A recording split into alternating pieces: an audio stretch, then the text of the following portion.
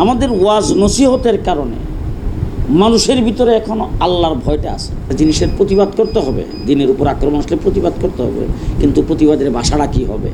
ওয়াজের যে বিষয়টা, এই বিষয়টা সম্পর্কে প্রথম একটা কথা জানতে হবে যে আল্লাহ পাক যত নবী দুনিয়াতে প্রেরণ করছেন, সমস্ত নবীদেরকে আল্লাহ পাক বক্তা বানায় পাঠিয়েছেন।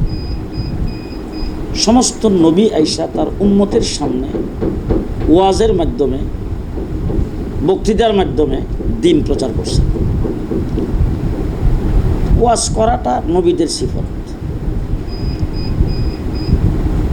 এই জন্যে আর ওয়াজের মাধ্যমে আমরা যে কাজটা করছি, আজকে সারা বাংলাদেশটা যেভাবে চলতেছে, সারা দেশে আমরা চলাফেরা করি, রাস্তাঘাটে বিভিন্ন জায়গায় অকারেন্স হয়, একজন আরেকজন উপর আক্রমণ করে, হাইজ্যাক হয়, গাড়ি আটকায়, এরকম বহুত কিছু হয়। কিন্তু সেটা তুলনামূলক কম যদি সেটা প্রশাসন নিয়ন্ত্রণ করতেন, এটা কোনো অবস্থাতেই সম্ভব ছিল না। আমাদের ওয়াজ নসিহতের কারণে মানুষের ভিতরে এখনো আল্লাহর ভয়টা আছে।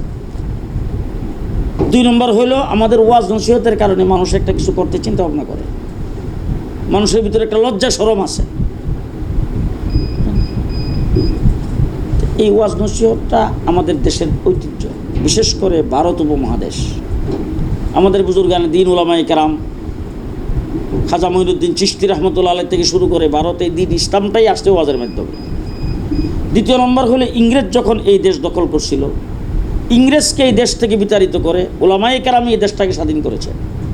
ওই স্বাধীনের পরে মানুষগুলো যাতে দিন থেকে অন্যদিকে না সরে, দিনের উপরে থাকে, এই জন্যে মহল্লায়, পাড়ায়, বিভিন্ন জায়গায় যাইয়া বিভিন্ন পর্যায়ে ওয়াজ করছেন। জুমার মসজিদে জুমার বয়ান করছেন, তারপরে তালিম করছেন, তারপরে সেখানে যাইয়া ইসলাহি বয়ান করছেন, মসজিদে যায় সেরা বুজুর্গানা দিন কথা বলছেন, কোনো জায়গায় বড় ধরনের মাহফিল হিসেবে সেখানে কথা বলছেন। এইভাবে ইসলামটাকে সকলের অন্তরে রাখছেন। আজকেও আমাদের দেশের যে সমস্ত মানুষ মনে করেন যে পুরাপুরি দিনদার না, তাদের সঙ্গেও যখন আপনি কথা বলবেন, তখন তাদের মুখ থেকেও দিনের কথাবার্তা বের হয়। দিনের কথাবার্তা বের হয়, বলে যে না, আমরা আল্লাহ রসুলকে ভালোবাসি, আমরা মুসলমান, যে মুসলমানদের জন্য হিডা হওয়া উচিত, সেটা হওয়া উচিত, ইসলামের পক্ষে তার কথা, এটা আসে ওয়াজ নসিহতের মাধ্যমে।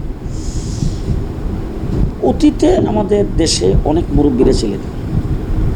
আমি আলহামদুলিল্লাহ দীর্ঘ 7 বছর পর্যন্ত হাফিজুদের সাথে কাটাইছি। এরপরে বাংলাদেশের অপরাপর যত মুরব্বী আছে, মুরব্বীদের মাথা হাতে ছিলাম, মুরব্বীদের হাতে গড়ে উঠছে। মুরব্বী যখন যেটা বলতো সেটা মানছি, মুরব্বীর সামনে কথাবার্তা বলিনি। কিন্তু আমাদের একটা সময় ছিল, আমি তো সেই 1981 সন থেকে বক্তৃতা শুরু করছি, আজকে কয় বছর।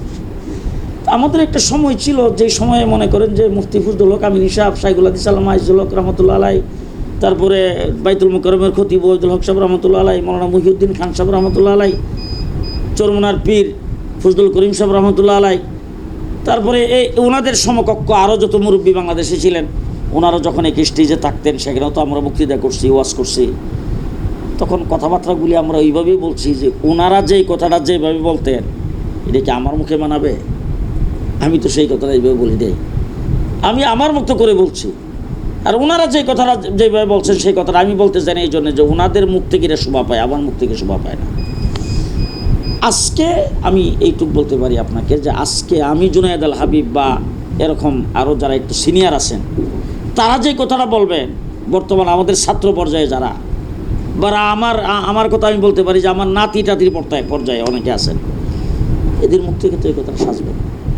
কিন্তু এই কথাটার নিয়ন্ত্রণ নাই, এটা ওরা বুঝতেছে না, বোঝার চেষ্টা করে না। আমরা যেমন মুরব্বীদেরকে যেভাবে মানছি, এরকম মুরব্বী মানার অভাব। আপনাকে শেষ কথা আমি বলতে চাই যে আমরা আলহামদুলিল্লাহ আমাদের ফোরামে এটা আলোচনা হয়েছে, হেফাজত ইসলামের ফোরামে আলোচনা হয়েছে। এই ফোরামের বাহিরেও আমরা যারা ওয়াইজ আছি বাংলাদেশে, মুফাসসিরে কোরআন যারা আছেন, ওনাদের ফোরামে বিষয়টি আলোচনা হয়েছে। এবং আমরা অনতি বিলম্বেই এই বাংলাদেশের ওয়াইজদেরকে এক জায়গায় জমা করে আমরা সেই তরবিয়তটা ওনাদেরকে দিতে চাই, যে কথাবার্তাগুলি কিভাবে বলা দরকার, তারপরে কোন কথাটা কিভাবে বলতে হবে। একটা জিনিসের প্রতিবাদ করতে হবে, দিনের উপর আক্রমণ আসলে প্রতিবাদ করতে হবে, কিন্তু প্রতিবাদের ভাষাটা কী হবে, সেটার সিস্টেমটা কী হবে। হ্যাঁ, উগ্র কথাবার্তা না বলে যেমনি, তারপরে যে সমস্ত কথাবার্তার কারণে আজকে মনে করেন যে আমাদের ইসলাম বিরোধী, ওয়াজ বিরোধী, দিনের প্রসার বিরোধী যারা আছে তারা সুযোগ পাবে, সুযোগ পায় সেই সুযোগটা তারা গ্রহণ করবে। তারা যায় সেরা সরকারকে বিভিন্ন রকম বোঝাবে, প্রশাসনকে বিভিন্ন রকম বোঝাবে, প্রশাসন আইসা হস্তক্ষেপ করবে।